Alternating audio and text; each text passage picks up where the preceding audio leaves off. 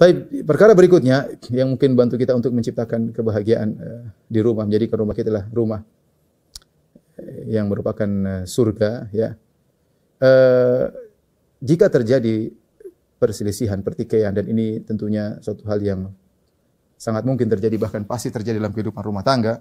Tidak selamanya kita selalu serasi dengan istri kita. Terkadang ada cekcok, ya. Itu harus kita ingat adalah perkara yang wajar, ya. Bukan cuma dalam rumah tangga kita yang terjadi cekcok, ya, bahkan dalam rumah tangga orang-orang lebih hebat daripada kita, lebih soleh daripada kita. Rumah tangga para sahabat, rumah tangga antara Ali bin Abi Thalib dengan Fatimah, rumah tangga antara Nabi SAW dengan istri-istri terjadi cekcok, ya. Jadi kemudian jangan kita akhirnya menganggap istri kita rendah, atau yang istri kita menganggap kita adalah seorang yang rendah. Ini perkara yang wajar. Cuma bagaimana menghadapi cekcok tersebut agar kebahagiaan tetap bisa terjaga, ini harus kita perhatikan. Ikhwan dan akhwat yang dirahmati Allah Subhanahu wa taala, di antara poin penting ketika terjadi ketidakcocokan antara kita dan istri kita, dan itu sangat mungkin terjadi, ya. Kalau itu sesekali, insya Allah kita masih berarti rumah kita masih surga, kita bahagia. Tapi kalau terlalu banyak intensitasnya, sering, ini berarti ada yang enggak beres, harus segera kita perbaiki. Tapi intinya kalau terjadi cekcok, ya, yang pertama kita lakukan, ya, adalah jangan lupakan kebaikan lawan, ya. Kebaikan pasangan jangan lupakan. Rasulullah SAW larang hal tersebut, ya, laki-laki maupun perempuan. Langsung ingat, langsung pasang dalam benak kita, ini yang di hadapan saya adalah ibunya anak-anak. Yang di hadapan saya adalah seorang wanita yang sangat mencintai saya. Yang di hadapan saya adalah seorang wanita yang ketika saya sakit yang merawat saya. Wanita pun demikian, di hadapan saya adalah bapaknya anak-anak.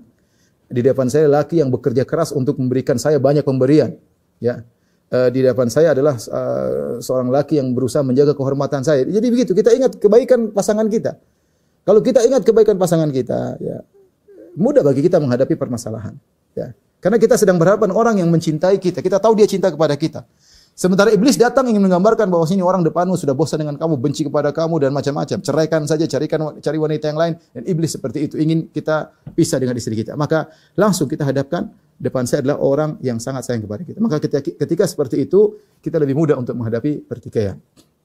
Yang kedua, ketika terjadi perselisihan, hendaknya kita pasang dalam diri kita, kita punya nisbah, kita punya saham dalam terjadi pertikaian tersebut, meskipun kita merasa 100% kesalahan istri kita, ya. Tapi jangan kita pasang bahwasanya 100% adalah kesalahan istri kita atau 100% adalah kesalahan pasangan kita, kesalahan suami kita. Kita harus pasang saya juga punya andil terjadinya pertikaian tersebut. Ya, saya kasih contoh sederhana. Misalnya seorang laki, dia pulang, dia dapati ternyata istrinya main Facebook, kemudian kontak sama laki-laki lain, teman lamanya atau pacar lamanya, maka jelas 100% istrinya salah. Tapi kita sebagai seorang beriman, kita ingat, bisa jadi kesalahan istri saya karena ada andil saham dari saya. Mungkin saya kurang perhatian. Mungkin saya kurang bermesraan dengan dia. Mungkin saya tidak mendengar curhatannya sehingga dia curhat sama laki-laki lain. Mungkin saya biarkan dia main internet kelamaan. Saya tidak kontrol, saya biarkan saja. Ketika kita memasang bahwasanya saya juga punya saham dalam kesalahan, kita lebih mudah menghadapi permasalahan karena kita tahu kita punya andil dalam kesalahan tersebut. Lebih mudah diskusinya. Sama seorang wanita juga demikian. Mungkin dia dapati suaminya ternyata telepon perempuan atau ada hubungan mesra sama perempuan, ya mungkin dia marah, tapi dia pasang, mungkin saja suami saya begitu karena saya kurang melayaninya. Mungkin suami saya minta jatah untuk ke ranjang, saya selalu tolak. Mungkin, ya, kita pasang kesalahan dalam diri kita. Wanita. Sehingga suami saya akhirnya ingin cari kepuasan yang lain, bisa jadi. Jadi ini harus kita pasang, saya juga punya andil dalam kesalahan ini, sehingga dengan demikian mudah untuk menghadapi pertikaian atau permasalahan tersebut. Berikutnya, kalau ada permasalahan, selama masih dalam rumah, masih kecil. Jangan sampai keluar. Kalau sudah keluar, bukan kecil lagi, jadi besar. Keluar kepada mertua, keluar kepada ipar. Ya. Dan ini sangat mungkin terjadi. Ya. Sebagian wanita begitu punya masalah, ganti foto profil di status. Ganti. Nah, repot. Orang semua lihat, ada apa Kok hatinya terbelah dua Aduh repot. Ya. Orang jadi tanya-tanya, ya. Ada sesuatu, ya. Bikin status suami yang soleh adalah begini. Kenapa suaminya? Timbul pertanyaan, orang bertanya. Ini namanya kita mengeluarkan permasalahan di luar. Ya. Kalau kita sudah mengeluarkan permasalahan di luar, jadi permasalahan tadi ringan, masih dalam areal rumah, keluar sudah jadi besar. Maka seorang sebisa mungkin jaga diri, jangan sampai permasalahannya keluar dari rumah.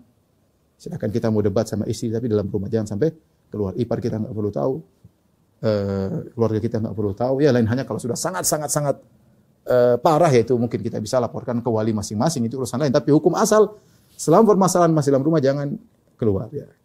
Masih bisa kita hadapi, masih bisa kita kontrol. Ya. Belajar untuk mengakui kesalahan. Dan ini adalah perkara yang sangat berat. Saya kadang rasa aneh bagaimana seorang bisa mengakui kesalahan di depan temannya, tapi di depan istrinya tidak bisa mengakui kesalahannya. Demikian juga wanita, kalau dia bisa ngaku salah di hadapan temannya, kenapa di hadapan suaminya dia tidak bisa ngaku kesalahannya? Sampai-sampai Nabi SAW sebutkan di antara ciri wanita penghuni surga adalah wanita yang mampu mengakui kesalahannya. Jangan kita pasang ego kita hanya menyiksa diri kita. Saya ego, tidak mau aku salah. Istri ego, tidak mau salah. Sudah kita yang menderita terus. Sampai kapan mau berakhir? Belajar ngalah. Rasulullah SAW mengatakan, Ala ukhbirukum binisa'ikum min ahli jannah. Maka aku kabarkan kepada kalian tentang wanita penghuni surga. Siapa wanita penghuni surga tersebut? Kata Nabi SAW, Al-waludud, al-a'ud, ala zawjiha. Di antara sifat wanita penghuni surga adalah wanita yang selalu kembali kepada suaminya. Ya.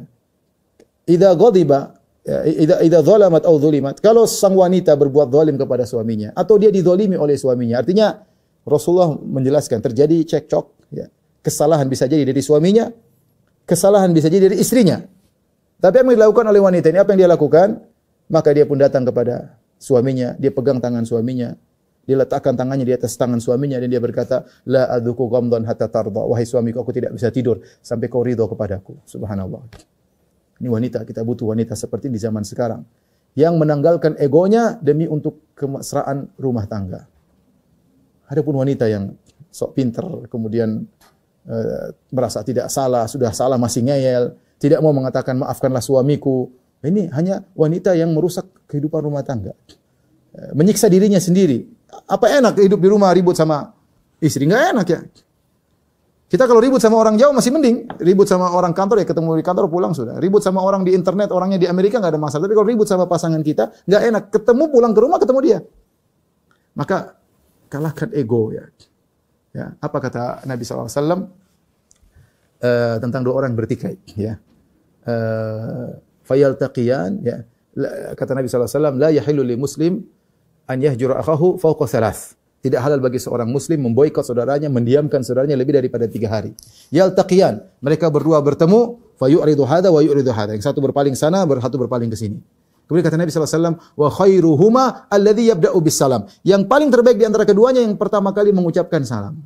Terlepas dia benar atau salah. Yang terbaik di antara keduanya yang pertama kali mengucapkan salam. Ya. Terlepas dia benar atau dia salah. Kalau ini berlaku pada orang, apalagi pada suami istri. Ya akhi, antum laki-laki, meskipun antum benar, sudah minta maaf sama istri. Maaf istriku, saya tadi terlalu kasar sama kamu. Cium tangan, cium keningnya. Dia nggak mau, peluk saja ya. Ya. Istri pun demikian ya. Meskipun dia benar, mungkin suaminya salah, minta maaf sayang, saya kurang taat sama kamu, ya, menangis ya. Selesai urusan. Kita ngikutin setan buat apa? Kita ngikutin setan, kita hanya menyiksa diri kita dalam neraka rumah. Kalau kita ingin bahagia, buang ego kita, apalagi sama ibunya anak-anak, apalagi sama bapaknya anak-anak. Mau sampai kapan kita menderita terus ya? Kasihan kalau kita lihat kawan kita selalu enggak betah di rumah, keluar. Kalau telepon sama istrinya, ya. Enggak ada kemesraan. Kita ngelihat tuh kasihan, kita tahu dia sedang menderita. Jadi kalau iya sayang, gimana sayang? Ini bahagia laki-laki. Entah dia gombal atau enggak, tapi dia bahagia. Kenapa dia bisa bermesraan sama istrinya? Kita pengen pulang ke rumah, istri kita di tempat ngobrol sama istri, ketawa ke TV, bisa sejam ngobrol, 2 jam ngobrol. Itu bahagia, laki-laki bahagia yang sesungguhnya. Laki-laki yang bahagia, saya sering sampaikan, laki-laki yang sungguhnya yang baik, yang dia tenang sama istrinya. Karena lelaki diciptakan untuk tentram bersama istrinya. Kata Allah, liyaskuna ilaiha. Dia yang menciptakan kalian dari satu jiwa. Wa khalaqa wa ja'ala minha zawjaha. Lalu wa ja'ala minha zawjaha, lalu Allah ciptakan istrinya dari jiwa tersebut, liyaskuna ilaiha, agar sang jiwa tersebut itu cenderung kepada istrinya. Ya.